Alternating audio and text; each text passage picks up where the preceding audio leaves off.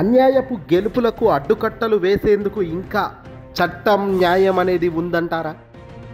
అధికారం ఉంటే చాలు అన్యాయపు కార్యక్రమాలు ఏదైనా చేసుకుంటూ పోతామంటే మాత్రం మొట్టికాయలు వేస్తుంటారు పైనున్న పెద్దలు అనేది ఇందుకే.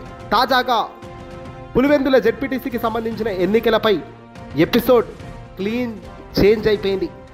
ఏకంగా జాతీయ ఎస్సీ కమిషన్ ఇప్పుడు దీనిపై రంగంలోకి సిద్ధమైందట. తాజాగా పులివెందుల జెడ్పీటీసీ ఎన్నికల్లో ఎంత దారుణంగా పోలింగు జరిగిందో చూసాము. స్వయంగా తెలుగుదేశం పార్టీకి సంబంధించి అధికారంలో ఉన్న పార్టీలు ఏకంగా పక్క ఊర్ల వాళ్లను తీసుకొచ్చి ఓట్లు వేయిస్తూ ఏకంగా పోలీసుల సహాయం కోరడం దేశ చరిత్రలో ఏ రాష్ట్రంలో ఎక్కడ జరగని దారుణం ఇది. జెడ్పీటీసీ కేవలం చిన్న ఎన్నిక పైన ఇంత దారుణంగా కక్షగట్టి జగన్ సొంత గడ్డ కాబట్టి ఏదైనా చేసి అన్యాయపు గెలుపులు గెలవాలన్న ఆంక్షతో ఇలా చేశారు. చివరికి గెలిచారు. కట్ చేస్తే ఇప్పుడు దీనిపై జాతీయ కమిషన్ ఫుల్ సీరియస్ అయిపోయింది. జాతీయ ఎస్సీ కమిషన్ దీనిపై ఆరాధిస్తూ ఏకంగా కడప కలెక్టర్కి నోటీసులు జారీ చేసింది. 15 రోజుల్లో సమయం ఇచ్చింది. ఈ 15 రోజుల్లో వివరణ ఇవ్వాల్సిందని సంచలన ఆదేశాలు ఏకంగా జాతీయ ఎస్సీ కమిషన్ ఇచ్చింది. జాతీయ కమిషన్ ఎందుకని జెడ్పీటీసీ పరిధిలో ఉన్నటువంటి కొందరు ఓటర్లు మేము ఓటు వేయలేదు అని, ఏకంగా మమ్మల్ని ఓటు వేయనీయలేదని, మా హక్కును హరించవేశారని, మా హక్కు వినియోగించుకోకుండా అడ్డుకున్నారని చెప్పి జాతీయ ఎస్సీ కమిషన్కు వాళ్ళు వెళ్ళి ఫిర్యాదు చేశారట.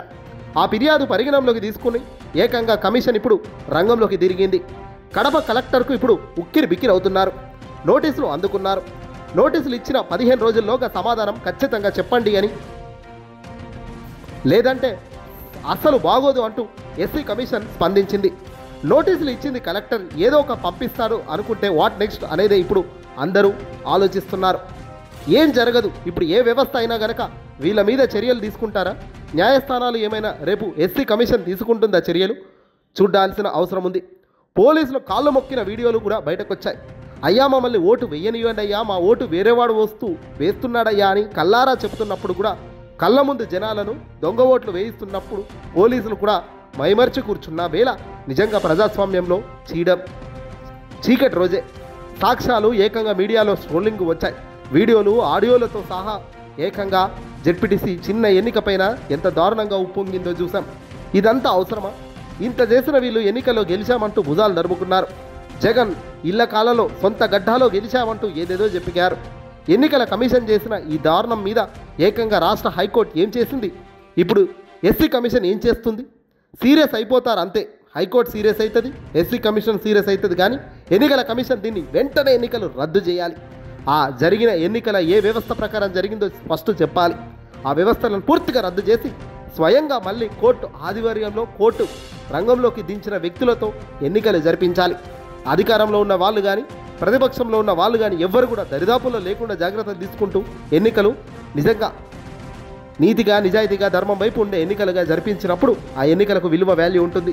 అలా లేనప్పుడు వెంటనే ఆ ఎన్నికలు రద్దు చేయాలి. అలా రద్దు చేసే దమ్ము ఇప్పుడు ఎవరికి ఉందన్నదే నిజంగా ప్రజాస్వామ్యంలో ప్రశ్నగా మారింది. చేస్తారా? సీరియస్ అవ్వడం, నోటీసులు ఇవ్వడం కాదు, ఏకంగా రద్దు చేయాలంటున్నారు.